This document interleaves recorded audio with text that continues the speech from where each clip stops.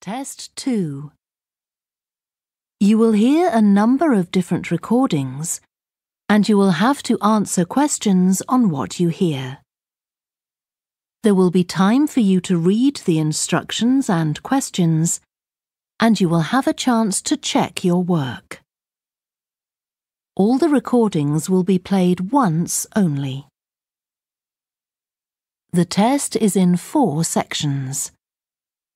At the end of the test, you will be given 10 minutes to transfer your answers to an answer sheet.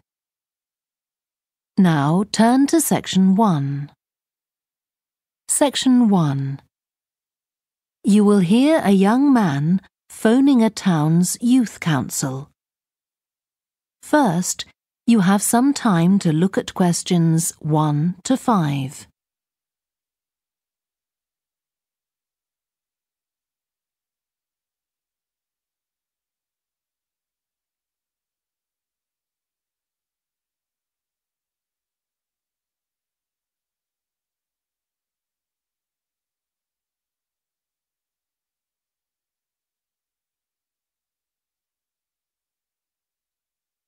You will see that there is an example that has been done for you. On this occasion only, the conversation relating to this will be played first. Good morning, Youth Council. Caroline speaking. Oh, hello. I'm interested in standing for election to the Youth Council, and I was told to give you a call. That's good. Could I have your name, please? Yes, it's Roger Brown. Thank you.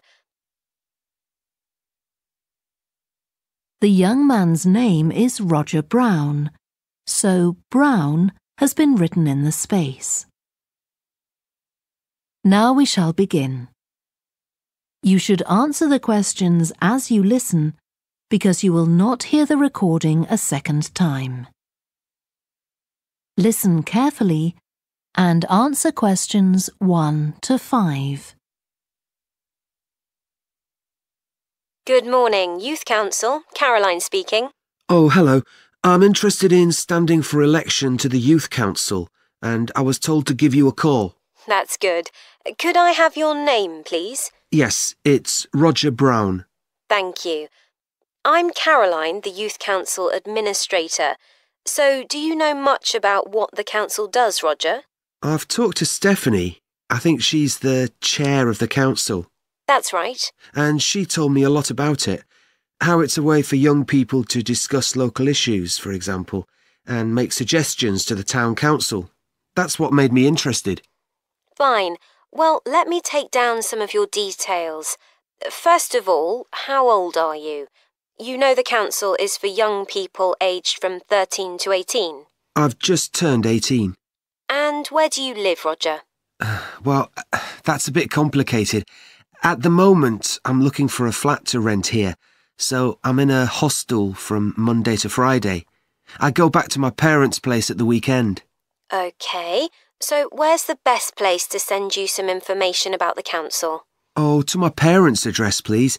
That's 17 Buckley Street, Buckleigh Street, Stamford, Lincolnshire, though you don't really need the county. Oh, I know Stamford. It's a lovely town. And what's the postcode? PE9 7QT. Right, thank you. So are you working here or are you a student?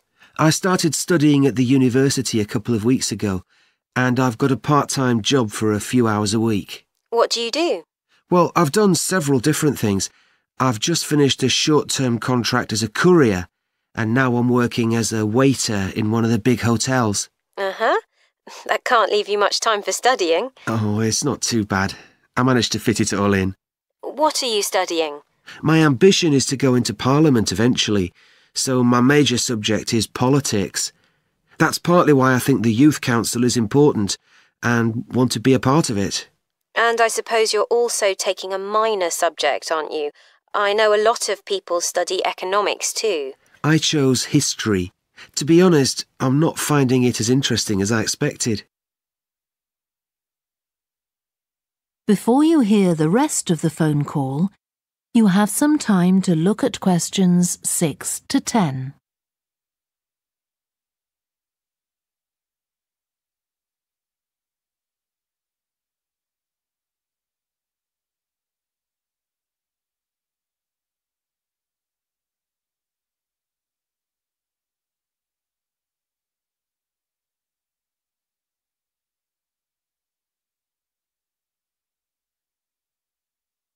Now listen and answer questions 6 to 10. OK, so with your studying and your part-time job, do you have time for any other interests or hobbies? Well, I spend quite a lot of time cycling, both around town to get to university and to work, and also long distance, from here to London, for instance. That's pretty impressive. Anything else? For relaxation, I'm also keen on the cinema. I used to go at least once a week, but I can't manage to go so often now. Right. Are you sure you'll have enough time for the Youth Council? Yes, I've worked out that I can afford to reduce my hours at work, and that will make the time. So is there any particular aspect of the Youth Council's work that appeals to you, Roger? Well, my sister is blind, so I'm particularly interested in working with disabled young people to try and improve the quality of their lives. That's great. Well, the best way to get involved is to be nominated by some people who you know. Right. Can you tell me how to set about organising that? You should talk to Jeffrey, our elections officer. I can arrange a meeting in the council office with him, if you like. Yes, please. He'll be here next Monday, if that suits you. That's the 14th, isn't it? Yes. I can manage late afternoon. Would you like to suggest a time? He generally leaves around 5:30. Well, would 4:30 be okay? My last class finishes at 4, so I'd have plenty of time to get to your office. Right, that's fine. Oh, and could I have a phone number we can contact you on? Yes, my mobile number's 07788 136 711. Thank you. Well, we'll look forward to seeing you next week. Thanks very much. Goodbye. Bye. That is the end of section 1. You now have half a minute to check your answers.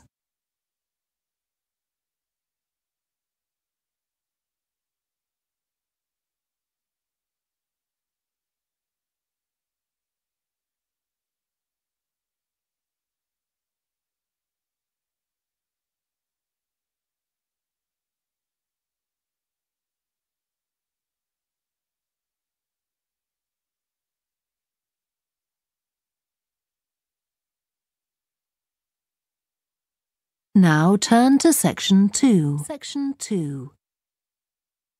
You will hear a woman who works in a theatre talking to 2 new staff members on their first day of work. First, you have some time to look at questions 11 to 16.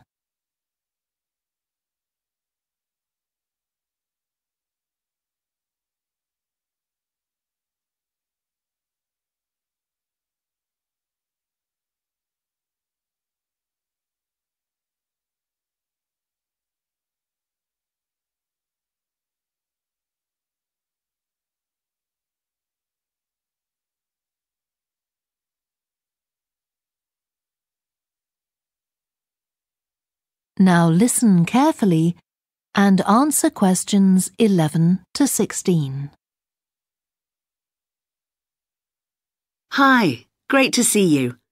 I'm Jodie, and I'll be looking after both of you for the first month you're working here at the Amersham Theatre. I'll tell you something about the theatre now, then take you to meet 2 of the other staff. It's an old building, and it's been modernised several times. In fact, as you can see, we're carrying out a major refurbishment at the moment.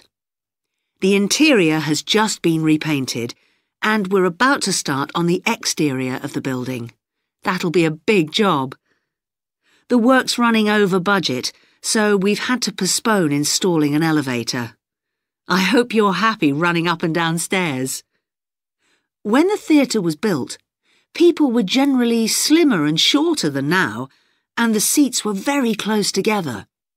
We've replaced them with larger seats, with more legroom. This means fewer seats in total, but we've taken the opportunity to install seats that can easily be moved to create different acting spaces. We've also turned a few storerooms over to other purposes, like using them for meetings. We try hard to involve members of the public in the theatre. One way is by organising backstage tours, so people can be shown round the building and learn how a theatre operates. These are proving very popular. What we're finding is that people want to have lunch or a cup of coffee while they're here. So we're looking into the possibility of opening a cafe in due course. We have a bookshop which specialises in books about drama, and that attracts plenty of customers. Then there are 2 large rooms that will be decorated next month, and they'll be available for hire, for conferences and private functions, such as parties. We're also considering hiring out costumes to amateur drama clubs. Now I want to tell you about our workshops. We recently started a programme of workshops that anyone can join. Eventually, we intend to run courses in acting, but we're waiting until we've got the right people in place as trainers. That's proving more difficult than we'd expected. There's a big demand to learn about the technical side of putting on a production, and our lighting workshop has already started with great success. We're going to start one on sound next month. A number of people have inquired about workshops on makeup, and that's something we're considering for the future. A surprise success is the workshop on making puppets. We happen to have someone working here who does it as a hobby, and she offered to run a workshop. It was so popular, we're now running them every month. Before you hear the rest of the talk, you have some time to look at questions 17 to 20.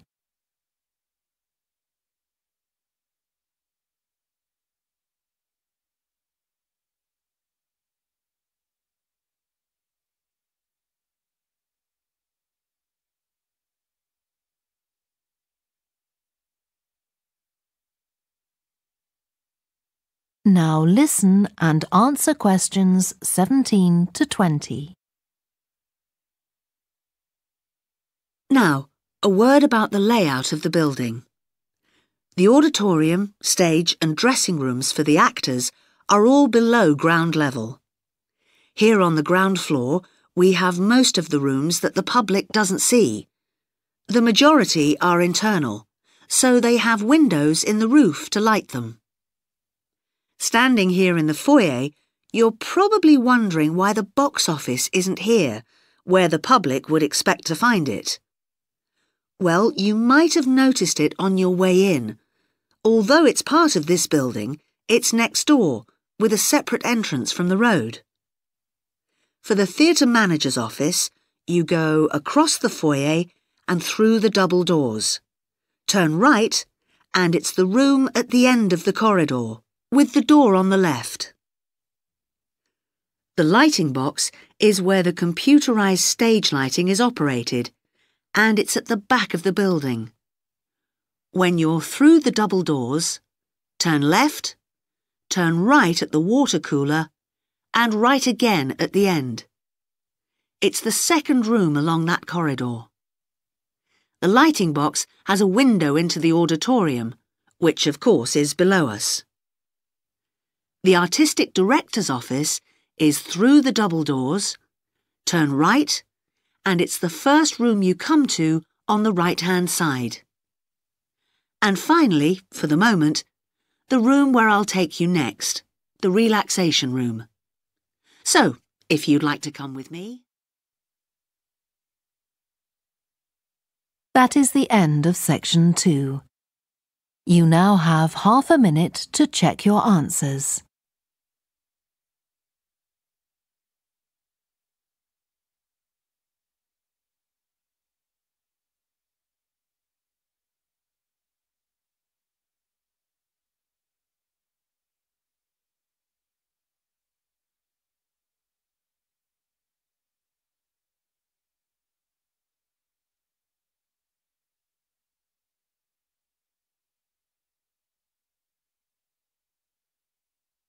Now turn to Section 3. Section 3. You will hear two biology students called Helen and Colin talking about the report they are writing on their recent field trip to a seaside area called Rocky Bay. First, you have some time to look at questions 21 to 26.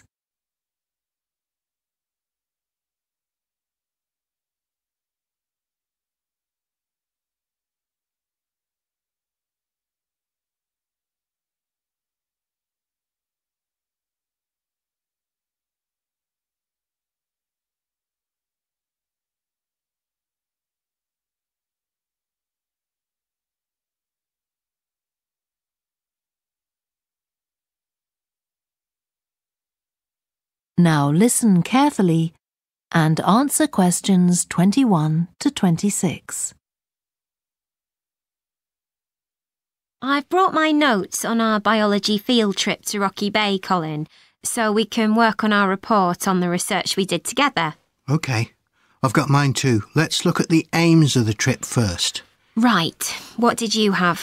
I just put something about getting experience of the different sorts of procedures used on a field trip. But we need something about what causes different organisms to choose particular habitats. I agree. And something about finding out how to protect organisms in danger of dying out. In our aims?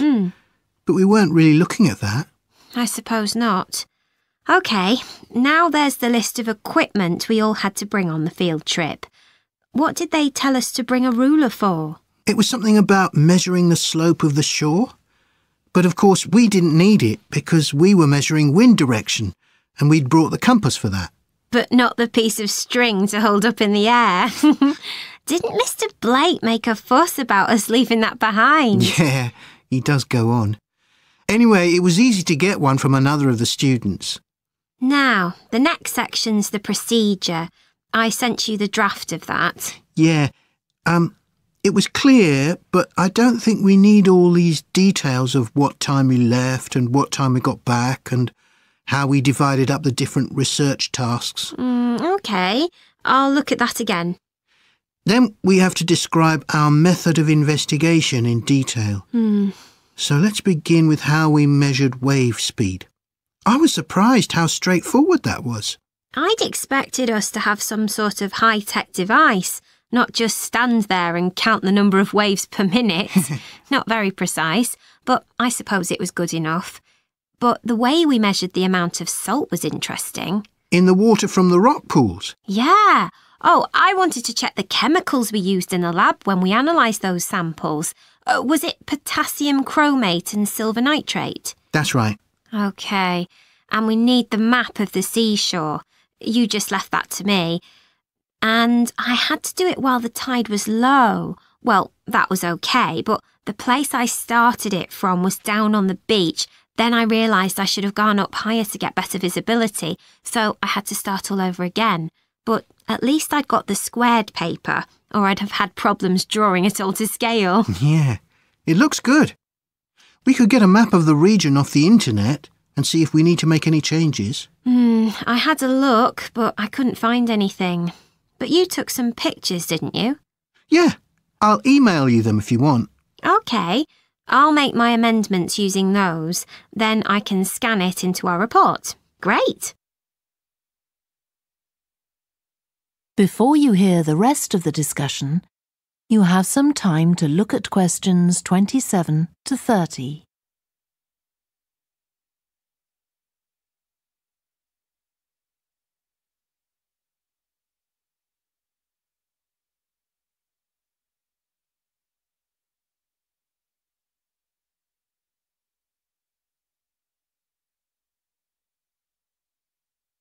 Now listen and answer questions 27 to 30.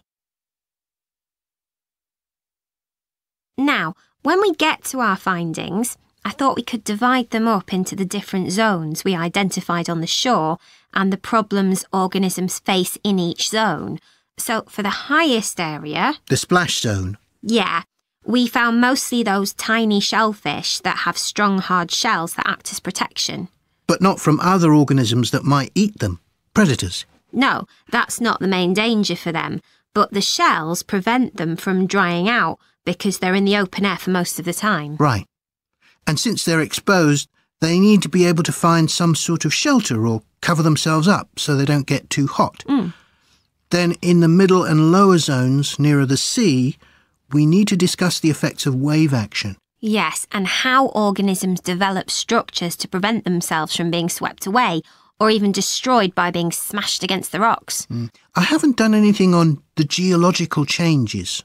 I don't know what to put for that. No, we weren't concentrating on that. Maybe we need to find some websites. Good idea. I've got the lecture notes from Mr. Blake's geology course, but they're too general. But we could ask him which books on our reading list might be most helpful. Right. OK. Now, I did a draft of the section of sources of possible error in our research, but I don't know if you agree. For example, the size of the sample and whether it's big enough to make any general conclusions from. But I thought actually we did have quite a big sample. We did. And our general method of observation seemed quite reliable. But we might not be all that accurate as far as the actual numbers go. Yeah, we might have missed some organisms, if they were hiding under a rock, for example. I wasn't sure about the way we described their habitats. I decided it was probably OK. Yeah, and the descriptions we gave of the smaller organisms, they weren't very detailed, but they were adequate in this context. I'm not sure we identified all the species correctly, though. OK, we'd better mention that. Now, how are we going to... That is the end of section 3. You now have half a minute to check your answers.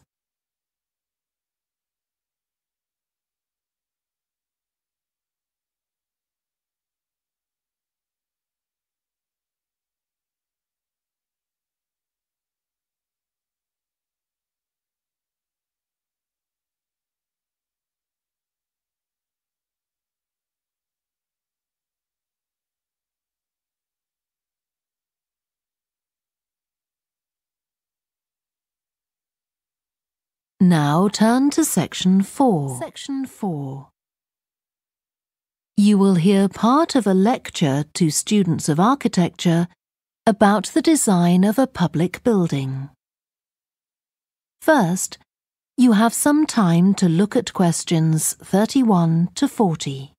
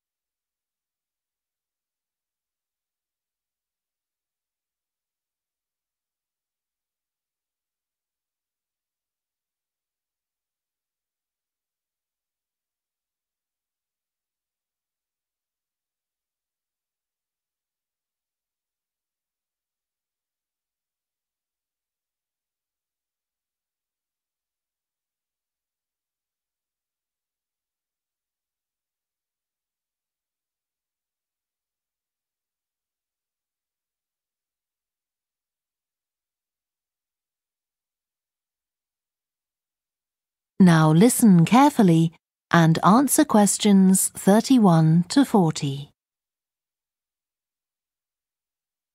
We've been discussing the factors the architect has to consider when designing domestic buildings. I'm going to move on now to consider the design of public buildings, and I'll illustrate this by referring to the new Taylor Concert Hall that's recently been completed here in the city. So, as with a domestic building, when designing a public building, an architect needs to consider the function of the building. For example, is it to be used primarily for entertainment, or for education, or for administration? The second thing the architect needs to think about is the context of the building. This includes its physical location, obviously, but it also includes the social meaning of the building, how it relates to the people it's built for. And finally, for important public buildings, the architect may also be looking for a central symbolic idea on which to base the design, a sort of metaphor for the building and the way in which it is used. Let's look at the new Taylor Concert Hall in relation to these ideas. The location chosen was a site in a run-down district that has been ignored in previous redevelopment plans. It was occupied by a factory that has been empty for some years. The whole area was some distance from the high-rise office blocks of the central business district and shopping centre, but it was only 1 kilometre from the ring road. The site itself was bordered to the north by a canal which had once been used by boats bringing in raw materials when the area was used for manufacturing. The architect chosen for the project was Tom Harrison. He found the main design challenge was the location of the site in an area that had no neighbouring buildings of any importance. To reflect the fact that the significance of the building in this quite run-down location was as yet unknown, he decided to create a building centred around the idea of a mystery, something whose meaning still has to be discovered. So, how was this reflected in the design of the building? Well, Harrison decided to create pedestrian access to the building and to make use of the presence of water on the site. As people approach the entrance, they therefore have to cross over a bridge. He wanted to give people a feeling of suspense as they see the building first from a distance and then close up. And the initial impression he wanted to create from the shape of the building as a whole was that of a box. The first side that people see, the southern wall, is just a high, flat wall uninterrupted by any windows. This might sound off-putting, but it supports Harrison's concept of the building, that the person approaching is intrigued and wonders what will be inside. And this flat wall also has another purpose. At night time, projectors are switched on, and it functions as a huge screen onto which images are projected.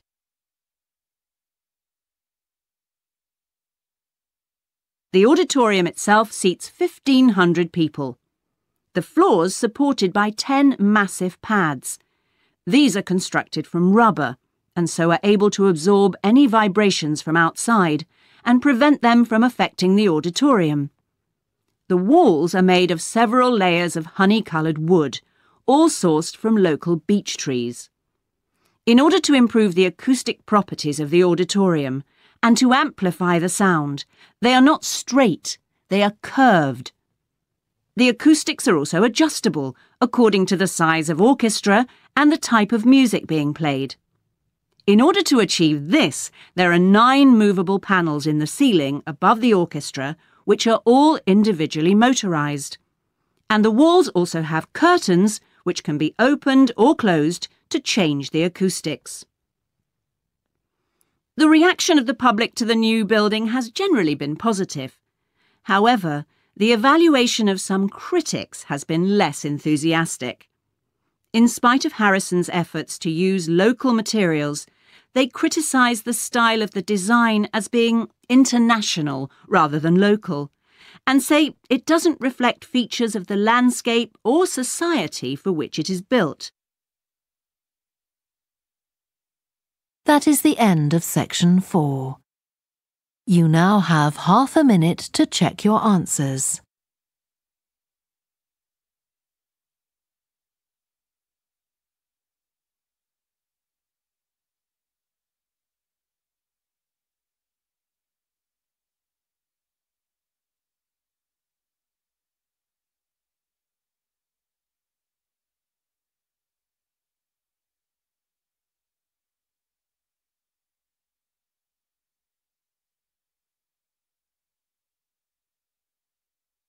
That is the end of the listening test.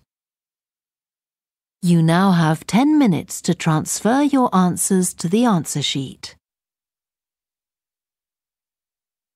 Please stop writing and wait for your question booklet to be collected.